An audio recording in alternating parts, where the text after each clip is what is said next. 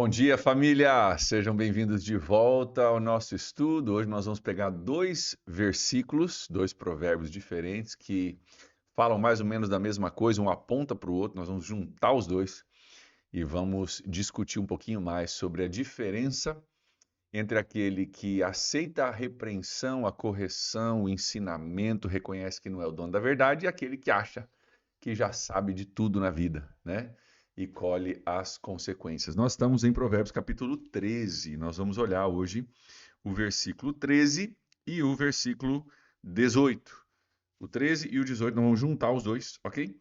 Para a gente poder olhar esse texto juntos e continuarmos aprendendo juntos. Vamos olhar os dois textos e aí a gente vai conversar um pouquinho sobre eles. Diz assim: quem zomba da instrução pagará por ela, mas aquele que respeita o mandamento será recompensado. Quem zomba da instrução, mais uma vez, é um contraste, né?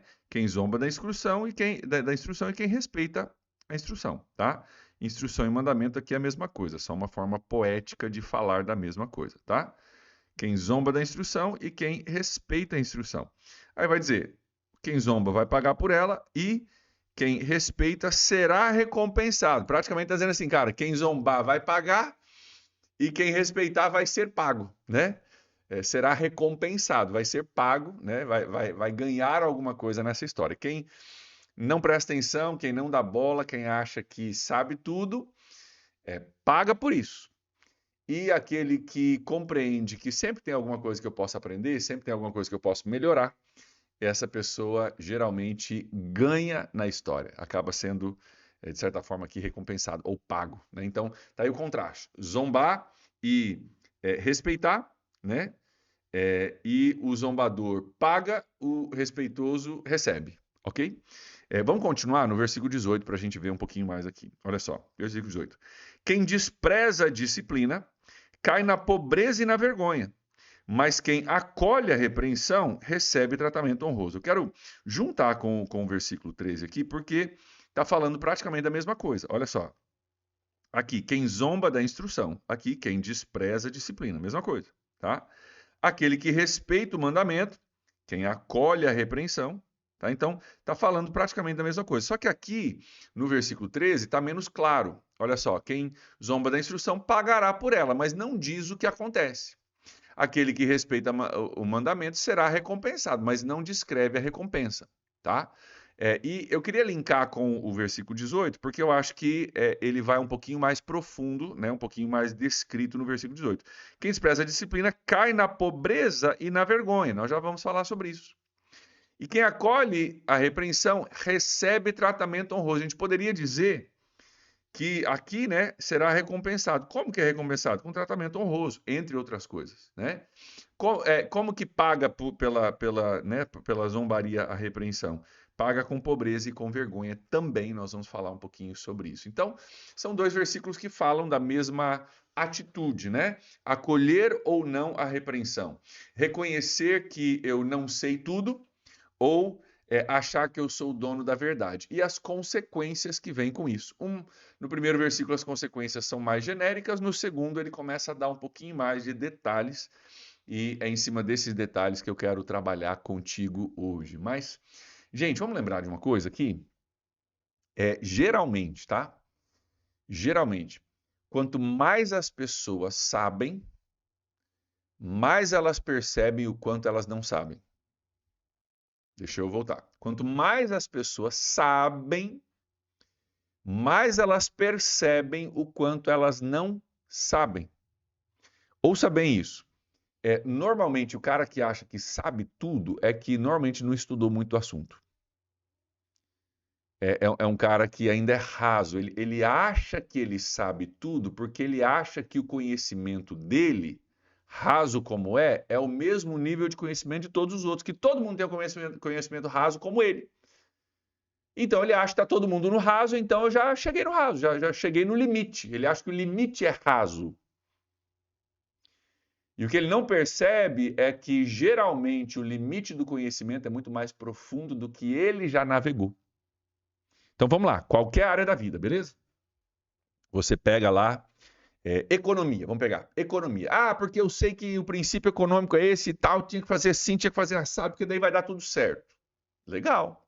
Não tô duvidando de que isso seja verdadeiro, mas provavelmente é um nível muito mais raso de entendimento, de conhecimento, do que um cara que é PhD em economia. E esse cara que é PhD em economia vai falar, sim, isso é verdade, mas também tem mais esses detalhes aqui, tem esses fatores também que tem que estar combinado e tal, né? E tem níveis de entendimento disso que são um pouco mais profundos. Qual que é o problema da pessoa que acha que sabe tudo? Normalmente ela não sabe o quanto ela não sabe. E se você é um verdadeiro estudioso de economia, vamos dizer, você vai descobrir muita coisa e você vai dizer, cara, ainda tem um monte de coisa que eu não sei.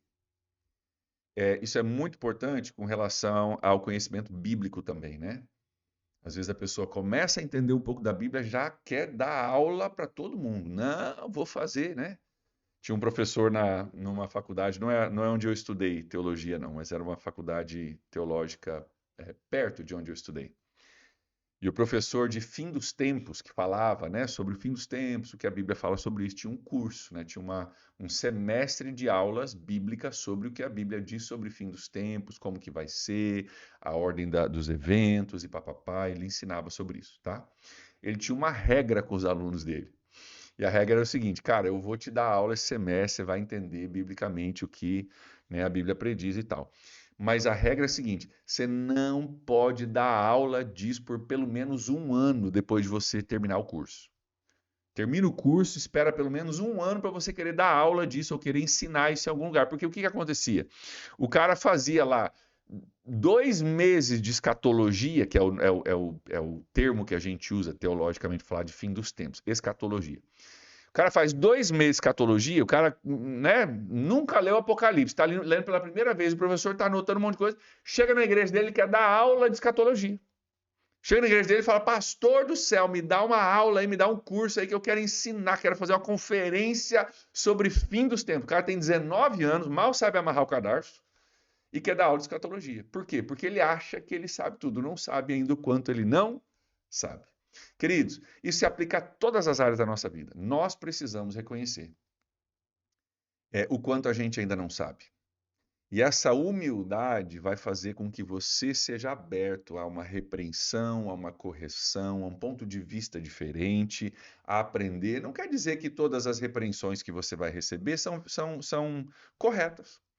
Às vezes você vai receber um feedback, você vai falar, cara, fez sentido, ou às vezes você vai receber um feedback e vai dizer, cara, acho que isso aí não tem nada a ver, não. Mas a importância de a gente se manter aberto a esses feedbacks é super, super importante, como diz o versículo 18, né? Quem despreza a disciplina cai na pobreza e na vergonha, mas quem acolhe a repreensão recebe tratamento honroso. Vamos falar por que quem acolhe repreensão recebe tratamento honroso e por que quem despreza a disciplina cai na pobreza e na vergonha, tá? Importante a gente compreender aqui que não são regras, tá, gente? Você não pode pegar isso e falar assim, então a Bíblia diz que quem é pobre é porque não recebe disciplina. Não, não, a Bíblia não diz isso exatamente, mas aqui, nesse caso, está falando sobre algumas consequências do orgulho que não nos faz abertos à repreensão, que pode, inclusive, gerar vergonha e pobreza. Não é que quem é pobre é porque não é sábio e não atendeu repreensão, mas o fato é que todos nós cometemos erros, certo? Todos nós. Mas o cara que não aceita a correção vai permanecer no erro dele e nunca vai aprender sobre isso. Você entende? Então, todos nós cometemos erros, todos nós, né, temos altos e baixos, temos as nossas falhas, mas o cara que não aceita a correção, ele erra e continua errando porque ele não consegue aprender com o conselho de outra pessoa. E isso muitas vezes vai gerar vergonha, porque as pessoas vão olhar para a vida do cara, né, ou da mulher, vão falar, cara, parece que não vai para frente. Ou pobreza, porque geralmente a gente acaba dando cabeçada, né? E as nossas cabeçadas acabam envolvendo também o nosso recurso financeiro. Isso pode ter a ver com o emprego, de repente você não é um cara ensinável no seu emprego, né?